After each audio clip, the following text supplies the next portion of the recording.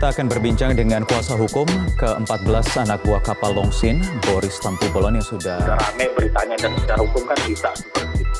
Cuma secara bukti-bukti semua kita udah kasih. Kembalikan ke yang berhak, ya kan, jemaah, atau ya kalau ada sisanya kasihkan Andika. Itu yang utama tuh itu. Nah itu yang mau kita perjuangkan.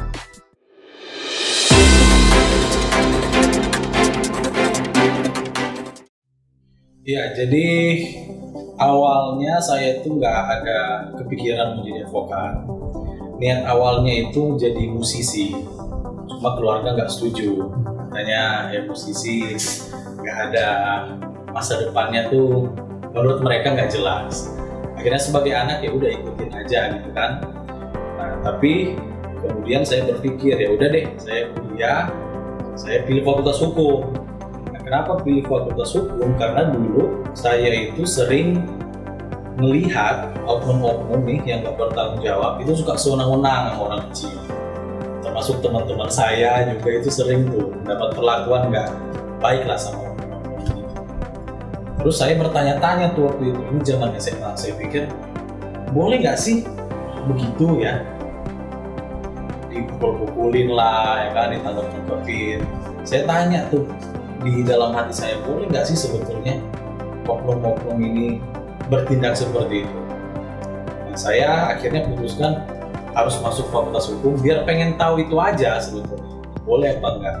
Singkat cerita, setelah saya masuk fakultas hukum, saya belajar, ternyata jawabannya nggak boleh. Semua di sini ada aturan hukum, ada prosedur, ada prinsip, semua orang sama di depan hukum dan seterusnya. Nah, di situ saya akhirnya tanya ke dosen, tanya ke orang-orang, apa nih profesi yang bisa atau berada dalam posisi untuk bela-belain masyarakat. Nah, disebutlah ada profesi pembela, yaitu pengacara. Nah, sejak saat itu saya putuskan untuk jadi pengacara. Nah, baru kemudian saya melamar di kantor LBH Jakarta. Itu kantornya almarhum Adnan Buyung Nasution. Di situ saya belajar, di situ saya digembleng. Setelah itu saya pindah ke Mawar Saron yang Fuad Masitompul. Di situ juga saya dikasih banyak ilmu, praktek dan seterusnya. Di sana juga kita bela-belain orang miskin. Di sana juga saya diajarin untuk menjadi seorang lawyer profesional komersil, dan terus berlanjut sampai akhirnya saya bikin kantor sendiri. Kalau saya pribadi sih, saya sangat berterima kasih kepada Pak Hotma Sitompul. Beliau itu sudah saya anggap sebagai bapak sendiri, guru, mentor, karena saya banyak digembleng, saya banyak diajarin sama beliau waktu saya kerja sama beliau di kantornya. Kalau saya sih lebih banyak sukanya ya, nggak pernah duka ya, lebih banyak sukanya karena basicnya itu memang senang menjalani profesi ini. Kalau soal duka sih, saya sih nggak pernah ngerasain dukanya. Kalau capek iya, tapi kalau duka sih nggak ada. Kita enjoy aja, kita senang-senang aja, nolong orang, bantu orang.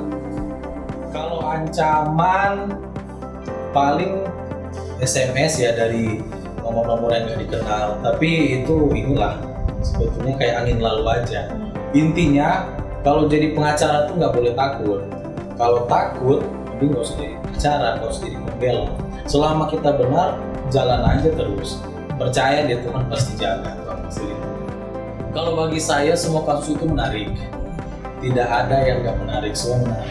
Cuma kalau mau dibilang yang rame sekarang itu yang dua tuh, yang kasus first travel sama ada kasus ABK Indonesia yang mengalami perlakuan tidak manusiawi lah, yang ada meninggal di kapal Cina.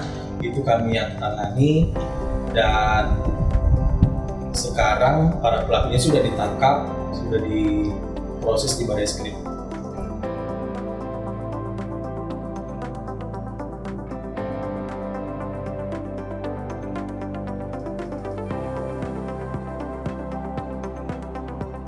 Sampai saat ini sih saya masih prinsip bahwa saya akan menjadi advokat terus sampai seterusnya lah, sampai mati lah.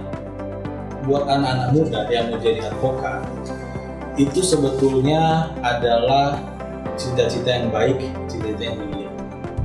Tapi yang harus dipahami, kita ini harus punya kemampuan yang mumpuni, punya tujuan yang benar kalau mau jadi advokat. Jadi kalau secara saya breakdown nih, ada 4 tips nih yang saya mau sebut untuk jadi advokat. Pertama, selalu andalkan Tuhan, ya. Dalam setiap kita punya kehidupan, dalam setiap kita punya kerjaan, selalu libatkan Tuhan. Yang kedua, niat. Kalau mau jadi advokat, niatnya itu harus kamu mau berbuat baik, mau bermanfaat bagi orang, mau nolong orang. Bukan niatnya duit. Kalau orang niatnya duit, tujuannya uang, itu celaka dia, selesai. Karena kamu akan menghalalkan segala cara untuk uang. Menjadi kaya itu bukan kejahatan, boleh sah-sah aja. Tapi jangan jadikan itu tujuan. Yang ketiga adalah skill dan jam terbang. Jadi buat yang muda-muda ini, itu yang utama adalah kamu harus cari ilmu sebanyak-banyaknya. Harus cari kantor yang bisa kasih kamu ilmu, jam terbang. Dan yang keempat, itu adalah networking. Bersahabat dengan semua orang.